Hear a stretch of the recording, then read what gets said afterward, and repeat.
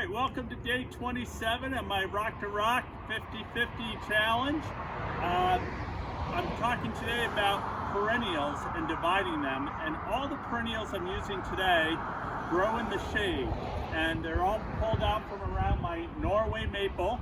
You can get a shot of that. If you garden around underneath maples, you know how difficult they can be, and my garden is full all summer long. So I'll show you a little bit about that. So my first plant is this Hacknacloa, Japanese fountain grass, and it's growing out over the sidewalk, and it divides very easily and readily. And I've been dividing this over the year to spread it out along the garden path here. And so this year I'm just going to divide this in half. A lot of grasses, doesn't that look painful? If you use the corner here, it goes in nice and easy. And then another method is use your weight. And you can get this guy out. Sometimes it takes a little ripping. And now I have a nice grouping here. And then I can further divide this.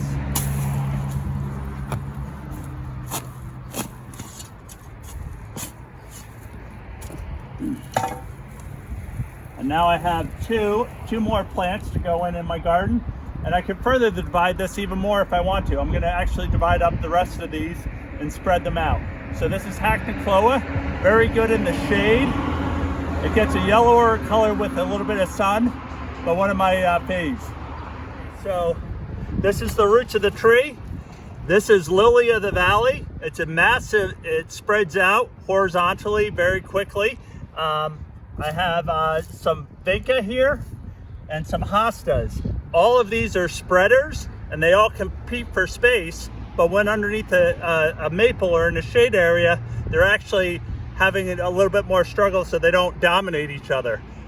So I can take and supplement and move some of these around. So I took out a section. Right, so this is where I took out the hosta, and you can see the root there. And so what I do is I just put in a little bit of, compost. And these hostas will fill back in this area.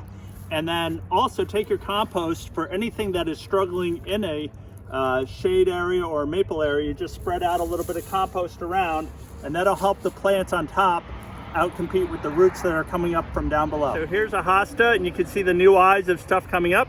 You could actually divide this apart, soak it in water, and pull it all apart and get all individual plants, or take a sharp knife and go through it. I tend to just go and there we go. And now I have two plants, and I could even go further. Notice I'm using my plastic bags that I reuse when we get them from the grocery store again, but if you have some left around, they're great for transplanting. And if you want to hold a plant and give them to somebody, all the better. We connect in with a lot of our plants based on where we learned about them, and maybe who gave them to us or who walked us around their yard and showed us a different plant. Epimedium is one of my favorites. My old friend Jody Bush loved with epimediums, and she had quite a collection of many different kinds. And so this is one that will grow in the shade and in drought. We're all looking for this plant, and there are a few that are evergreen.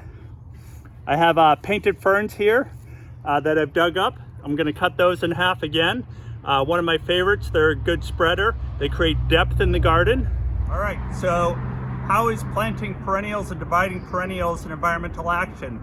Well, if we want to get rid of our lawns, we have to replace it with something. Lawns take up a lot of energy. And so by creating a diverser habitat of perennials and ground covers, it's good for foraging birds and insects. And it also brings a lot of beauty into our lives. Just having mulch is not enough.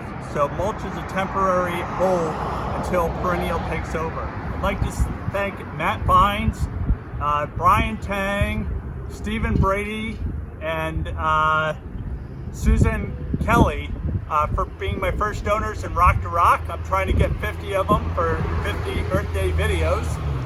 So I encourage you to check out Rock to Rock 2020 and support me and other people on our team. Hope you're doing well. And if you donate to my page, I have a perennial for you. So feel free to stop by and I can point you to where they are and you can pick one or two out. Thanks.